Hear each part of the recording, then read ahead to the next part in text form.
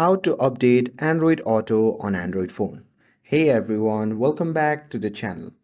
So is your Android Auto acting up a missing feature? Well, here is how to properly update Android Auto on your Android phone. So now without further ado, let's get started. So first thing first, open the Google Play Store on your phone and make sure that you are logged into your account. And here, once you are inside the app, simply tap on the profile icon shown in the top left corner of the screen. And after that, a pop-up menu will appear. From that menu, simply tap on Manage App and Device. And on the new page at the top, you will see two tabs, Overview and Manage. From there, simply tap on Manage tab. And under this section, you see the list of apps. So from here, simply scroll down and tap on Android Auto. And now here, once you see the interface like this, if an update is available, you will see the update button.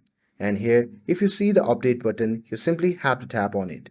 But as of right now, it's not available, so I am only seeing the uninstall button. So that's it. That's how you can update Android Auto on Android. With this, if you found this video helpful, then don't forget to like, share and subscribe to get updated for more videos. Thanks for watching and I'll see you in the next video.